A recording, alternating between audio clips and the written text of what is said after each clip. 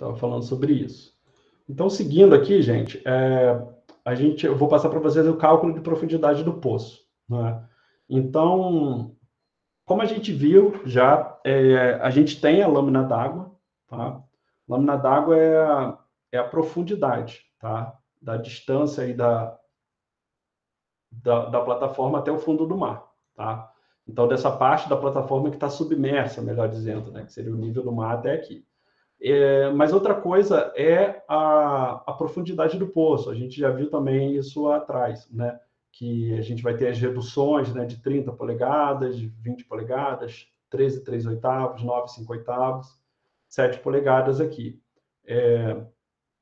E o comprimento do poço, que ele pode variar a depender da necessidade. Então, aqui nós temos uma diferença, por exemplo, da altura da mesa rotativa, a lâmina d'água, a profundidade, e aqui, ó, a profundidade verticalizada, né, que é a TVD. Então, aqui é mais a fim de registro, para que vocês possam depois, caso tenha alguma dúvida na hora de fazer o exercício.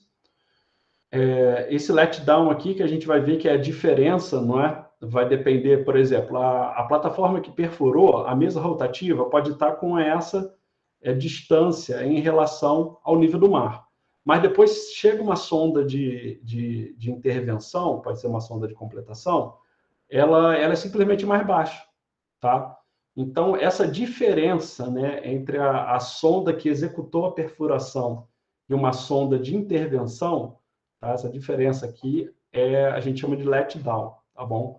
Então, isso muitas das vezes é necessário saber na hora justamente você não errar a quantidade de cabo que você vai descer, a região que vai ser canhoneada, a região que vai ser cimentada, ou qualquer coisa do tipo. Tá? Então, zero de referência é a sonda que perfurou. Letdown é a diferença, né, da sonda, da mesa rotatória da sonda que perfurou, da que fez a intervenção. Kick-off point, a gente já viu, né? É o KOP, é o ponto a partir do qual o poço começa a ganhar inclinação, ele deixa de ser vertical. Então, aqui, olha, nós temos a TVD, tá? Então, a TVD é a profundidade verticalizada, tá? Então, se a gente for traçar uma régua aqui única, a gente vai ter uma profundidade total. Agora, se a gente for descer uma fita métrica aqui por dentro do poço, a gente vai ver que a gente tem uma outra profundidade medida, tá? Que seria justamente isso daqui, a measured depth. Então, é profundidade medida. Então, uma coisa é o comprimento do poço, a outra é a profundidade verdadeira dele, tá? Então, a profundidade verdadeira, ela é totalmente verticalizada e não leva em consideração ganhos de inclinação, tá? Então, você pega uma régua aqui, ó, e passa aqui, tá? A TD, no caso, é o ponto final. Seria a mesma coisa que a MD, só que no ponto final. Então, a MD pode ser em qualquer ponto que não seja o final. Você vai ver a MD dessa região. Às vezes você tem um interesse particular aqui, porque aqui vai ter um aquífero que é perigoso, que pode corroer o revestimento e comprometer a integridade física do poço.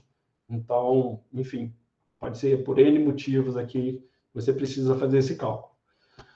Então, como vocês podem ver, tem algumas técnicas para se calcular isso, tá? Então, para se calcular a TVD, por exemplo, é levado em consideração o cosseno do ângulo que é dado, tá?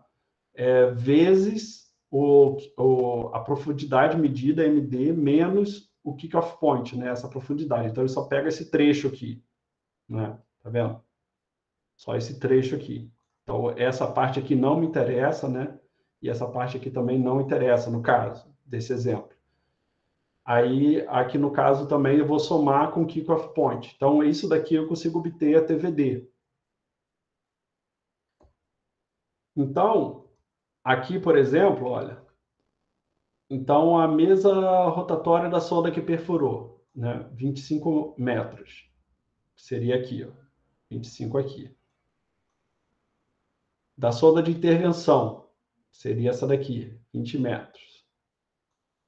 Né? Lâmina d'água é essa daqui, 300 metros. Aí o kick-off point, né? Então, esse daqui é o ângulo, 60 graus, tá? E ele começa em qual profundidade? 900 metros, tá? Então, até aqui eu tenho 900 metros, tá? E qual é esse ângulo aqui? 60 graus. A TD, que é a profundidade final, é de 3.000 metros. Aqui, 3K, tá? Então, ele pede para calcular a TVD a cada 500 metros. Então, como que é feito esse cálculo? Não é? Então, aqui, ó. Pega aqui, ó. E aí seria o ideal se você tivesse alguma calculadora, pode ser do próprio celular ou do computador, só para vocês entenderem como eu cheguei aqui nesses números, que aqui já estou com a resposta final. Então, o que tem que ser levado em consideração? Ele falou para calcular a TVD a cada 500 metros. Então, aí começou 0, 500. Qual é o próximo ponto relevante? Não teria como colocar 1.000 primeiro, porque o kick-off point, que é um ponto relevante, porque ele vai na nossa fórmula, acontece um pouco antes. Aí teria que colocar 900, só destacar, só repetir. Tá? Então, aqui com 1.000 metros, fazendo esse cálculo aqui, a gente conseguiria chegar nesse valor, 950. Tá? E assim vai. Aqui é importante, já está com a resposta, né? Mas é só aplicar. Primeiro é construir esse lado esquerdo. Então, se a cada 500 metros, só vocês fazerem 0, 500, 1.000, 1.500, 2.000, 2.500, 3.000. Se o kick-off point for diferente, né, você insere aqui no meio. E depois, até aqui, é só repetir. Esses daqui, eles têm que ser calculados usando essa fórmula. Tá? Então, sabendo aqui que é cosseno de 60, o kick-off point é 900. A MD são esses valores colocados, você vai conseguir chegar na TVD, que é essa coluna daqui. Ficou claro? É que é sempre complicado, né? Quando a gente Tá tranquilo. Quando chega em sala de aula... Eu só fiz a conta aqui, eu acho que deu errado. Não sei se é o gráfico ou se foi minha capacidade mesmo. Não, daí às vezes é só...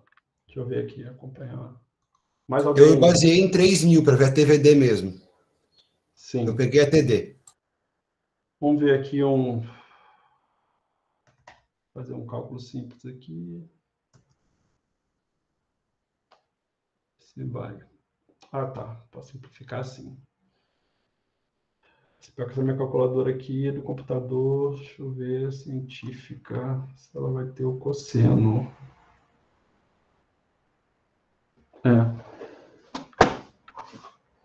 É a raiz de 3 sobre 2, pô. Sim.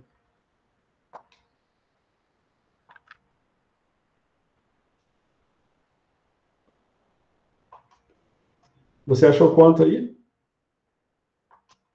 No de 300 que você falou? 2.718. Não, de 3.000 que eu baseei. Tá.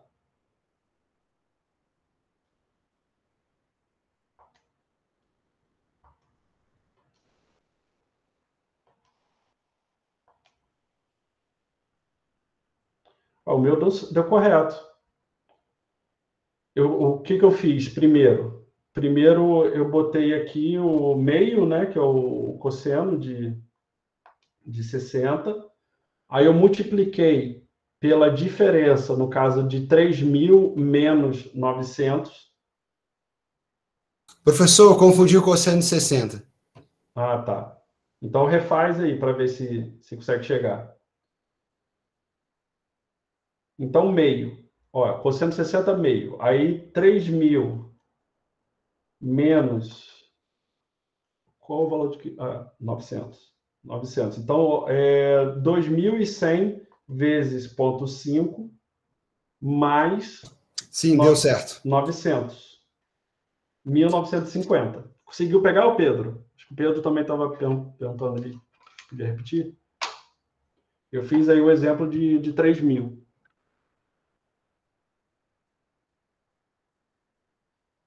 Ah, sim, isso daí É por isso que eu gosto de passar esse exercício, que ele já começa a aplicar conceitos matemáticos aí que vocês viram ou estão vendo dentro do contexto da indústria de petróleo, né? Não, faz parte, faz parte. Isso daí a gente está aqui para errar e aprender mesmo. Se soubessem, vocês não estavam aqui, ué. Daí também, um dia eu não soube também. E olha que eu só fui aprender isso na faculdade, né? Como eu não fiz o técnico de petróleo e gás. Mas, gente, aqui no caso é isso. Se quiser simplificar, aqui o cosseno é 0,5, aí vai pegar a diferença. Sempre esse valor menos, né? Aqui é o MD menos o kick-off point. Então, vai ser o primeiro, 1.000 menos 900, 1.500 vezes 900, menos 900, né? 2.000 menos 900, 2.500 menos 900, 3.000 menos 900, tá? Aí, o resultado disso daqui, vocês vão multiplicar por meio e somar com 900 de novo. Aí, vocês vão chegar a esses valores. Tá? Então, ficou aí registrado. Qualquer coisa, depois vocês podem assistir a aula pausando, né? Isso, essa tabelinha sempre, Vitória. Essa tabelinha é sempre. Então, as informações que o enunciado sempre vai dar é essa daqui, tá? Esses dados, a fórmula também, ninguém é obrigado a decorar a fórmula, e a tabela. Então, aqui, normalmente o enunciado, ele passa essa informação. Então, se é de 500 e 500, aí, e o kick-off point, por exemplo, eu posso botar um kick-off point de 1.100. Aí ele ia ficar como? 0, 500, 1.000, 1.100, 1.500. Tá? Tem que ficar atento a isso daí. Aí vocês vão preencher até o fim, tá? Daqui, a profundidade final do poço também é dada. Aqui, ó, tá vendo?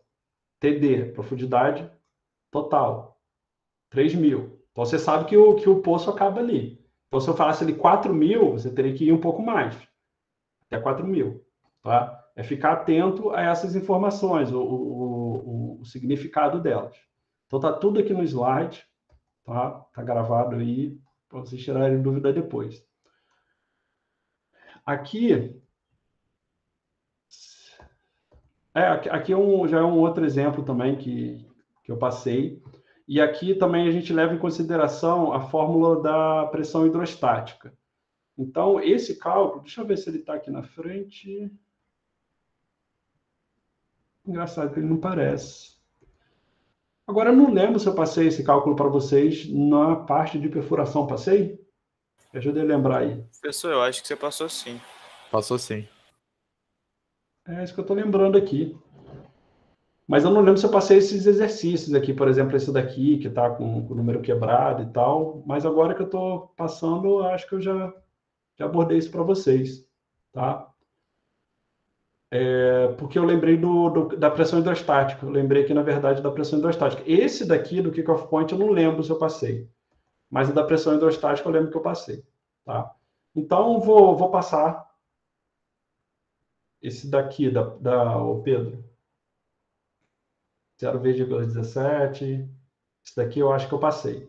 Mas depois eu vou até dar uma olhada lá no questionário, tá? Caso eu não tenha passado, eu faço um vídeo curto explicando, tá? Mas aqui é o mesmo princípio. Aqui é a mesma coisa, lá, só que o kick-off point, tá vendo? Em outro ponto, aqui, lá, a profundidade final é 4.000 ao invés de 3.000, o poço, o kick-off point é 800, agora é o cosseno de 50 ao invés de 60. São números diferentes, tá? Então, aqui, mas a linha de raciocínio é exatamente a mesma que eu passei para vocês. Tá? Aqui também ele dá um exemplo aí daquela correção do letdown. Tá? Aqui alguns exemplos, tá? Já com as respostas também, mais para fins didáticos e depois ajudar vocês a fazerem o questionário. Tá? Então, já tem alguns exercícios resolvidos aqui. Mas esses daqui, se eu não me engano, eu não cobro. Daqui eu coloquei só para constar, para vocês saberem que existe. Tá? Então, vamos lá. Essa parte aqui que é importante, que é a classificação da completação de poços. Tá? Quanto à condição do poço, então a gente tem várias possibilidades quando ele chega lá em frente à zona de interesse. Essa parte aqui, se eu não me engano, eu não passei para vocês, certo, pessoal? Confirma aí para mim. Eu não lembro de ter visto isso, não. Tá, ótimo. Davi, tudo bem? Marcou presença já? Depois você para assistir lá, tranquilo. Ótimo, é porque eu finalizei tem pouco tempo da outra turma, eu fico às vezes com a sensação que eu já falei para vocês. Então, gente, quando a gente perfura tal, a gente chegou na zona de interesse, aqui, reservatório, tá? Onde está o petróleo. Está simbolizado aqui, essa parte aqui amarelo escuro, aqui, meio marrom, tá? Então, eu tenho algumas possibilidades. Primeiro, ficar totalmente exposto ao reservatório, sem qualquer tipo de proteção. Esse seria o poço aberto. Tem vantagens e desvantagens. Quando eu fico com o meu poço totalmente aberto, em frente à zona de interesse, eu tenho uma maior área de exposição. Eu fico mais exposto ao reservatório e eu consigo, muitas das vezes, ter uma vazão interessante. O problema é que a produção de areia acaba sendo maximizada por conta disso também. Ele fica muito exposto, eu fico sujeito a desmoronamento do poço. Então, no aspecto da segurança e do controle operacional, não, ele não é interessante. Embora ele tenha sido o primeiro utilizado, coisa e tal. Então, por conta da sua falta de segurança e da falta de capacidade de controle da vazão, a completação moderna, né? Moderna, quando eu falo aí dos anos 60 para cá, talvez, ela já faz uso de metodologias mais seguras, tá? Alguém levantou a mão aí, pode falar. Uma dúvida sobre a areia. A areia que você disse que tá caindo, ela está sendo puxada do poço ou ela está caindo no poço por desmoronamento? Ela está caindo no poço. Entendi. Imagina, o reservatório, sabe aquela, acho que é pedra pônei, eu sempre me confundo, que normalmente usa para você alisar a sola do pé, por exemplo. Minha mãe tinha Acho uma que é dessas. pedra pome, sim. Isso, então. O reservatório é aquilo. Você olha para o reservatório de óleo, ele é aquilo. Agora, imagina como aquele fluido que estava no interior daquela rocha. Ele está ali há milhares de anos.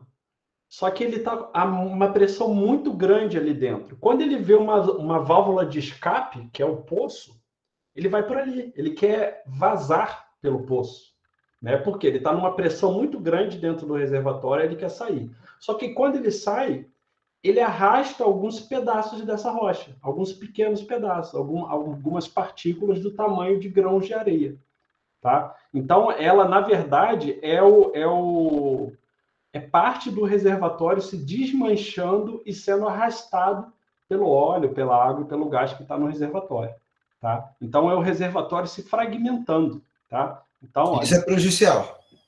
isso é prejudicial. Faz parte do processo? Faz parte do processo, mas é prejudicial. Por quê? O reservatório pode desmoronar. Entendeu? Então, esses grãos de areia vão sendo produzidos e aí, com o passar do tempo, a primeira proposta foi, o cara pensou, pô, peraí, vamos fazer o seguinte, vamos descer uma tela, né? Então, esse tipo de completação com liner telado, né? O liner é justamente essa parte do poço que vai ficar em conexão direta com o reservatório. Então, opa, vamos colocar uma tela. Uma tela, ela vai peneirar essa areia, né, e vai reter. O problema é que a areia vai agarrando ali, vai sendo retida, vai chegar ao ponto que ela vai entupir, tá? Ah, beleza, tem uma outra possibilidade, é o liner ranhurado, né? Então, o liner ranhurado, ele tem ranhuras, ele tem recortes. Eu não sei se vocês já viram, por exemplo, os liquidificadores, eles vêm com equipamento que você coloca no meio ali da hélice, que quando você quer botar um suco ou alguma coisa, por exemplo, o maracujá, você coloca ali, ele retém aquela parte mais grosseira da fruta ali dentro. Não sei se vocês já viram esse cilindro que você encaixa dentro do liquidificador. Sim, sim. É o mesmo princípio. É o mesmo princípio. Então, você quer que a parte líquida saia, mas você quer reter a parte sólida do maracujá, por exemplo. Tá? Então, aqui é a mesma coisa. Eu coloco um liner ranhurado, tá? Para deixar o fluido passar e reter a parte sólida. tá? Então, o princípio é bem parecido, eu sempre, quando estou explicando, eu penso em exemplos domésticos que estão próximos da gente, para a gente fazer uma analogia e entender a mecânica, a dinâmica, né? Claro que aqui é altíssima pressão, altíssima temperatura, é uma bomba relógio que a gente está, né? Então, a gente tem que ter cuidados redobrados, nem se compara com quando a gente está fazendo um suco de maracujá aí, pô, o nível de periculosidade é baixíssimo, né? Mas a última e mais utilizada, embora seja mais cara, é o liner canhoneado. Eu já falei sobre eles aqui, cada aula que vai passando, a gente vai se aprofundar um pouco mais sobre ele. Basicamente, é perfurar, revestir e cimentar, tá? E depois efetuar disparos. A gente já falou sobre esses disparos. É a forma mais segura que eu tenho de produzir, tá? Então, esses daqui são muito usados. Esses daqui normalmente são para campos, né, para reservatórios, que não tem uma pressão muito grande. Tá? Então, para reservatórios que não tem pressão muito grande, não oferece muito perigo, que não tem histórico de produção de areia, no início você pode até usar ele. Mas depende. Aqui no Brasil, isso é pouco utilizado, principalmente por conta de questões de segurança operacional. Tá? Aqui no Brasil, essas três possibilidades de tela, ranhurado, canhoneado, ou até mesmo juntar, tá? Todas essas possibilidades é mais provável aqui no Brasil, porque você tem maior controle e segurança operacional. Tá? Então, isso daqui é quanto à condição do poço. A completação pode ser essas 4 possibilidades. Questão de questionário. Tá lá no questionário, com certeza, uma questãozinha dessa daí.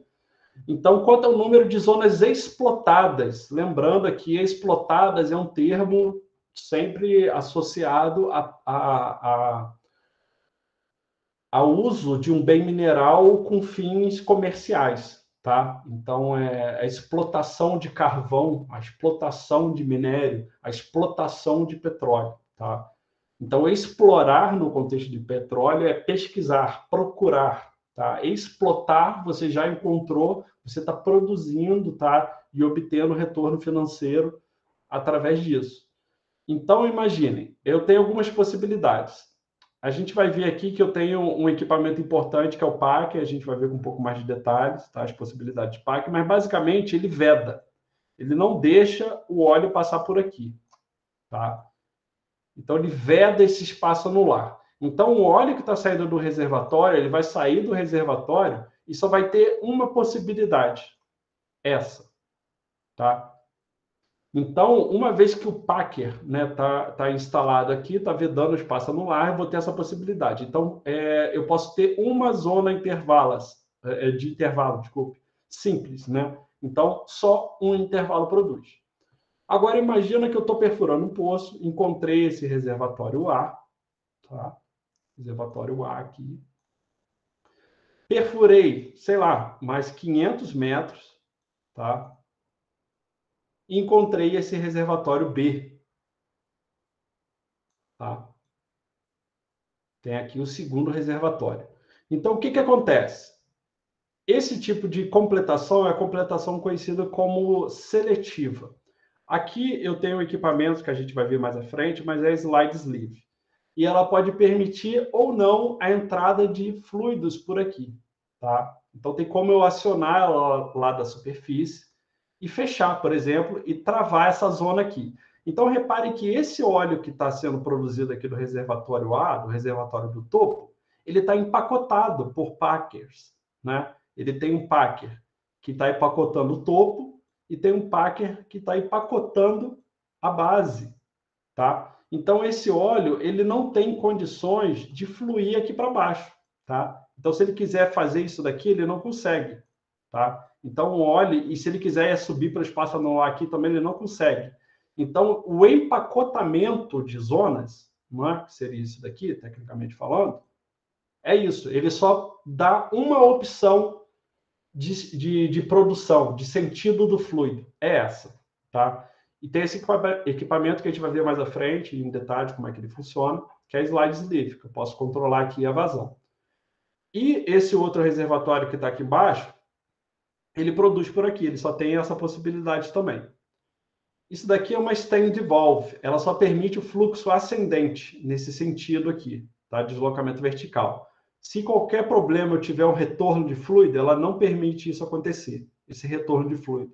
Por quê? O retorno de fluido ele pode fazer uma contrapressão e eu posso fraturar o meu reservatório, tá? Então, para que não aconteça essa contrapressão, esse refluxo de fluidos, tá? Eu tenho aqui uma stand valve que ela só permite o fluxo ascendente, deslocamento positivo, tá? Ou seja, para cima, não permite esse refluxo de fluidos, tá bom? Ah, pô, beleza, mas quando que esse tipo de completação vale a pena? Vale a pena, por exemplo, quando você descobre reservatórios que estão relativamente próximos uns dos outros e você vê que não tem problema em misturar os fluidos, tá? Então, normalmente é uma questão mais econômica do que outra coisa. Então, se economicamente isso fizer sentido, pronto, é uma possibilidade de solução, tá? Mas pode acontecer também de não ter o interesse de se mesclar o fluido, de se misturar o fluido. Então, vamos supor que esse reservatório A eu quero produzir aqui, tá? E o reservatório B eu quero produzir por aqui, tá bom? Então, com isso, eu não vou misturar esses fluidos lá na superfície, tá bom? Então, é importante como uma alternativa. Ah, pô, beleza, mas por que eu não iria querer misturar os fluidos, né? Pode ser, por exemplo, por conta do grau API, tá? Vocês lembram lá do grau API, que é a escala que vai justamente designar se o petróleo ele é de boa qualidade ou até mesmo de má qualidade. Um petróleo pesado, médio, leve. Aí tem aquela denominação petróleo acima de 31 grau API, são considerados óleos leves, de 21 a 31 óleo médio, e abaixo de 21 são considerados óleos pesados. Tá? Óleos pesados significam que eles têm valor comercial menor porque as frações que têm maior valor comercial, como a gasolina, o diesel, o querosene de aviação, ele não vai estar tão presente ali. Vai ser mais aqueles de 21 para baixo, né? Lubrificante, asfalto, esse tipo de subproduto que você consegue tirar.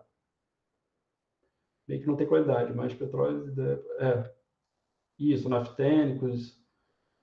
vai depender da aplicação, que não é a minha especialidade nessa parte de refino, mas quanto maior a cadeia de hidrocarbonetos, mais pesado ele é. Então, ele tende a gerar lubrificantes que são fluidos mais pegajosos, tá? Esses fluidos que não conseguem ter uma liquidez, ter uma fluidez tão grande. Os aromáticos, eles têm cadeias um pouco maiores, mas é mais na petroquímica avançada. Então, aqui são essas duas possibilidades que nós temos aqui.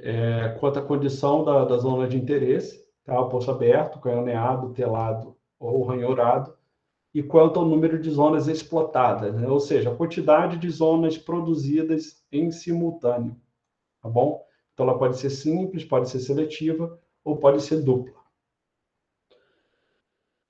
Então, isso daqui a gente vai ver no terceiro ano com mais calma, mas uma definição que é importante é justamente quando o poço é surgente. Então, o que é um poço, o que é um poço surgente? É justamente aquele que, com a própria energia do reservatório, consegue fazer com que o óleo chegue na superfície, sem auxílio de bombas, sem injetar água, sem injetar gás. Tá? Então, isso é um poço surgente. É um reservatório, tá? Reservatório que possui energia suficiente para produzir o óleo, tá? E fazer com que ele chegue até a superfície. Tá? Então, aqui, poço, reservatório. Aqui. Então, quando eu tenho essa pressão e quando ela é suficiente para vencer as perdas de cargas aqui, a gente vai falar um pouco mais detalhado depois de perda de carga, a gente fala que o poço é surgente, e isso é muito interessante, porque eu não tenho mais custo. Então, imagina, você já tem o custo da perfuração, da completação, vários custos aqui até chegar nessa etapa. Aí você vai ter um custo de bomba ainda, um custo de injeção, um custo de gás. Logo de cara, não. Em algum momento da vida do reservatório, não tem jeito. A gente vai ter que colocar a recuperação secundária, né, que é a injeção de gás e de água, ou até mesmo a terciária, que são bombas, injeção de polímeros, fraturamento hidráulico, que é a parte mais avançada de produção. Mas antes não, eu quero a recuperação primária, que é essa, a própria energia, produção natural. Tá? Os megacampos é mais comum isso acontecer. Campos em terra, pequenos, por natureza, a pressão deles normalmente é menor. Tá? Aqui está falando de uma possibilidade de produção, que é o gas lift, só para a gente vai ver com mais detalhes no terceiro ano, mas só para vocês entenderem, o gás é injetado aqui pelo espaço anular, tá vendo? Ele desce aqui pelo espaço anular, ele entra na coluna aqui, tá? Então ele vai gaseificando a coluna e com isso ele diminui a densidade. Ele diminuindo a densidade aqui, ele facilita o escoamento, tá? Então, isso daqui é uma forma já de recuperação secundária.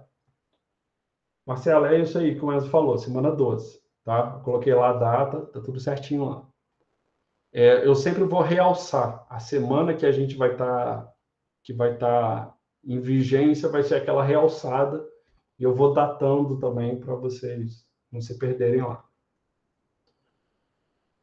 Então, aqui só para vocês entenderem, né, eu falei aí o mandril de gas lift, ele é justamente esse camarada aqui. Deixa eu limpar. Tá. É esse cara aqui. Tá? Na verdade, o mandril sim, essa parte aqui da coluna, que vai permitir a entrada do gás. Então, o gás vai entrar por aqui. Tá? Ele vai entrar aqui e gaseificar o interior da coluna. Tá? Então, isso daqui é uma possibilidade de recuperação. Mas depois a gente vai ver com mais detalhes. A gente tem uma disciplina de elevação artificial que é só voltada para isso. Aqui é só para vocês saberem que existe, faz sentido eu comentar aqui nesse momento da disciplina, mas não faz muito sentido me aprofundar. A VGL é isso que vem acoplado no mandril, tá? Então, voltando. Se fosse simplificar, o que é o mandril? É o tubo com barriga, tá? Mandril é essa parte amarela aqui. VGL é essa parte escura aqui. Tá? Então, mandril é só o tubo que vai encapsular a VGL. Mandril é mandril de gas lift. É um tubo adequado ao gas lift. VGL é válvula de gas lift, é a válvula dosadora, tá? Que é essa que fica aqui.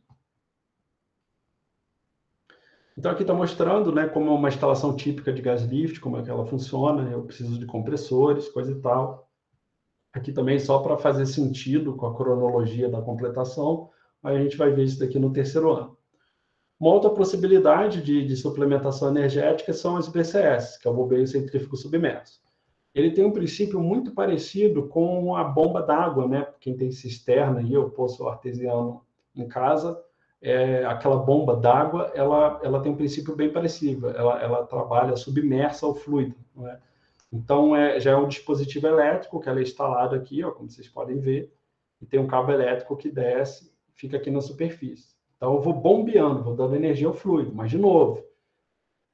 E uma hora eu vou ter que usar? Uma hora eu vou ter que usar. Mas a ideia é gerenciar a produção e evitar que a necessidade de bombas aconteça logo no início da vida produtiva do campo. Tá? Eu espero aí que os primeiros anos eu não tenha essa necessidade.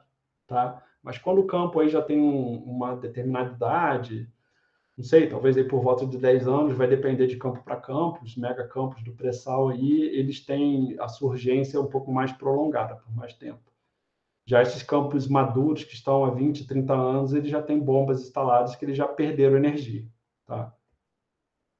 Aí aqui estão mostrando, né, o desenho de uma BCS típica, muito utilizada aqui no Brasil. A gente tem muitas unidades dessa. Normalmente, quem trabalha diretamente são os engenheiros elétricos, engenheiros mecânicos, né, que dão suporte aí a esse tipo. A gente tem empresas exclusivas para isso, que só trabalham com esse tipo de bomba. Então, e é uma coisa que todos os poços precisam, né, em algum momento da vida, e tem que ter manutenção constante. Então, por isso que eu falo que a completação é uma etapa que gera muito emprego, porque ela tem a manutenção preventiva, a corretiva, e ela tem que acontecer com regularidade. Então, daí a importância de se entender. A perfuração não, a perfuração tem início, meio e fim. Então, como falei para vocês, aí normalmente um poço leva de 30 a 45 dias para ser perfurado, em média, né? Então, pronto, acabou, parte para o próximo. Já as bombas não, sempre tem que ficar ali.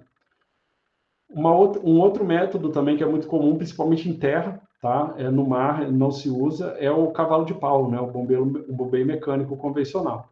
Ele funciona de um princípio parecido, que aí Cabo Frio eu não sei se tem, mas tem algumas praias que eu já fui, que a gente tem aquela bomba d'água, que você faz esse movimento, né? E você consegue pegar a água do lençol freático para lavar os pés, por exemplo, na praia, né? É o mesmo princípio dessa bomba. Então, é uma bomba também de deslocamento positivo, para alternância, que a gente vai ver também em detalhes no terceiro ano, mas é uma outra possibilidade de eu pegar de eu recorrer a uma suplementação energética. Aqui está um desenho esquemático mostrando como é que ela funciona. Tá? Como vocês podem ver aqui, olha, o óleo ele não consegue, tá vendo até o máximo que ele vai aqui no espaço no ar? Ele não tem energia suficiente para chegar até a superfície sem auxílio, né? Então essa bomba ela faz justamente essa coleta.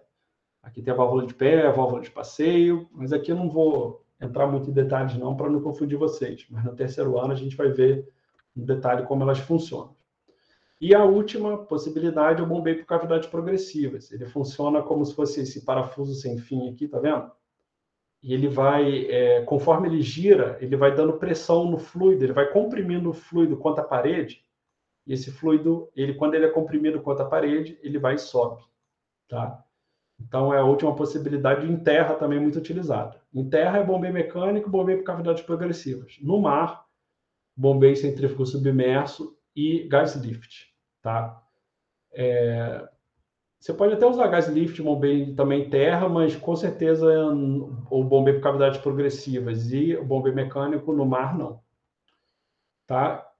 Então, o que a gente viu até agora, né? A gente viu a finalidade do poço, ele pode ser produtor, injetor, estratigráfico, de extensão, de treinamento. Localização, ele pode estar em terra ou no mar. Tipo e qualidade da rocha, a gente tem que ver se a rocha ela tem tendência a produzir muita areia, por exemplo. Tipo de fluido, se é óleo, gás, água, quantidade de dióxido de carbono, H2S, profundidade de pressões envolvidas, a gente tem que dimensionar para ver se os equipamentos vão suportar. Vazões, sistema de elevação de fluido, que são todos esses tipos de bomba. A completação, ela já tem que antever a possibilidade disso, tá? Como já tem uma literatura muito vasta, você já pode deixar, por exemplo, um mandril de gas lift instalado, mesmo sabendo que não vai usar ele agora, tá? Então a gente vai ver que tem todo um contexto que favorece isso. Vai depender da cultura da empresa, da região onde está, vai depender de vários fatores.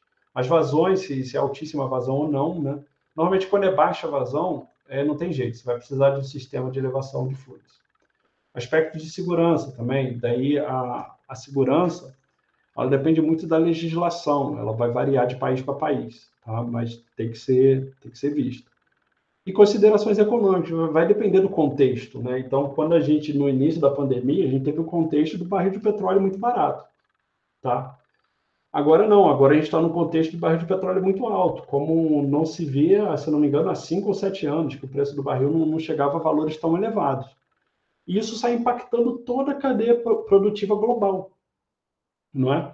Então, por exemplo, as empresas de petróleo estão contratando como há anos não fazia, tá? Por quê? O preço do barril está elevado e está viabilizando a execução de vários projetos. Só que esse é um impacto positivo, mas a gente está vendo vários outros impactos negativos, por exemplo, no custo da gasolina, não é? Então, é por isso que o petróleo ele acaba impactando direto e indiretamente. Aí eu quero ver outro aspecto positivo. Com o aumento do preço do barril de petróleo, aumenta a receita de Cabo Frio, aumenta a receita de Búzios, aumenta a receita da Prefeitura de Arraial do Cabo, aumenta a receita do Estado do Rio de Janeiro, porque aumenta a arrecadação de royalties, não é? Então, ou seja, o caixa das prefeituras aumenta, né? Mas o custo da gasolina também aumenta. Então, enfim, aumenta porque do governo Temer para cá começou-se a fazer a paridade internacional, né? A abertura para acompanhar o preço do combustível, só que tem a questão cambial, enfim. Na palestra lá do Petrochat do Marcelo Galto, ele falou bem melhor do que eu. Também teve uma outra palestra da Fernanda Delgado também, que foi muito boa nesse sentido. Só para ver onde a gente está, sequência típica, tá. Aqui abandono temporário. Tá. Beleza, pessoal. Então, vou parar a aula daqui. Vou parar a aula aqui. A gente vai ver. Na próxima aula, a gente vai ver essa sequência aqui. Instalação. O abandono temporário a gente já viu, se eu não me engano, não é? Eu tenho que depois dar uma olhada, revisar aqui, porque eu acho que tem algumas coisas que na sequência não estão aparecendo onde deveria. Essa parte aqui eu tinha mostrado para vocês do condicionamento do poço? Não, né?